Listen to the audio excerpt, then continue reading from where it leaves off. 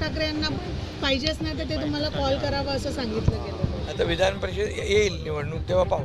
राज्याचे उपमुख्यमंत्री आणि शिवसेना शिंदे गटाचे प्रमुख नेते एकनाथ शिंदे हे सोमवारी रात्री अचानक दिल्ली दौऱ्यावर दाखल झाले. त्यांच्या या दौऱ्यामुळे राजकीय वर्तुळात विविध चर्चांना उधाण आलंय. आज सकाळी त्यांनी पंतप्रधान नरेंद्र मोदी यांची भेट घेतली आणि महत्त्वाच्या मुद्द्यांवर चर्चा केली.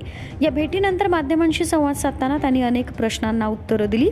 दरम्यान राज्यसभा निवडणुका नुकत्याच बिनविरोध पार पडल्या असून आता विधान परिषद निवडणुकांकडे सर्वांचं लक्ष लागलंय. या निवडणुकीत शिवसेना ठाकरे गटाचे प्रमुख उद्धव ठाकरे यांचा कार्यकाळ संपत आलाय. त्यामुळं त्यांना पुन्हा विधान परिषदेत संधी मिळावी अशी मागणी त्यांच्या समर्थकांकडून होत आहे.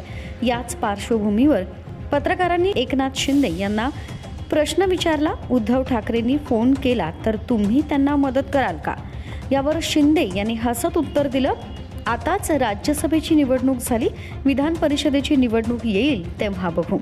तुम्ही शरद पवारांना हेल्प केलेलं राज्यसभेच्या सीटसाठी आणि असंच हेल्प आता उद्धव ठाकरे यांना पाहिजेच नाही तर ते तुम्हाला कॉल करावा असं सांगितलं गेलं विधानसभेसाठी.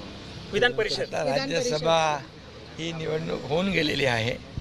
आता विधान परिषद येईल निवडणूक तेव्हा पाहू. सर, 5 राज्यांच्या याआधी शिंदे गटाचे खासदार नरेश म्हस्के यांनीही विधान केलं होतं की उद्धव ठाकरे यांना विधान परिषदेत जायचं असेल तर त्यांनी एकनाथ शिंदे यांना फोन करावा. आता अशी महाराष्ट्राच्या राजकारणात परिस्थिती आलेली आहे.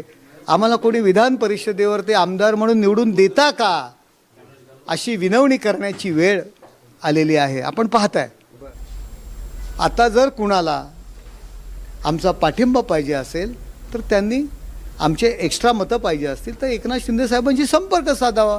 या सूचक वक्तव्यामुळं राजकीय वर्तुळात पुन्हा एकदा चर्चांना उधाण आलंय. पुढे काय घडणार याकडे सर्वांचं लक्ष लागलंय. Bureau report, Maharashtra news 24.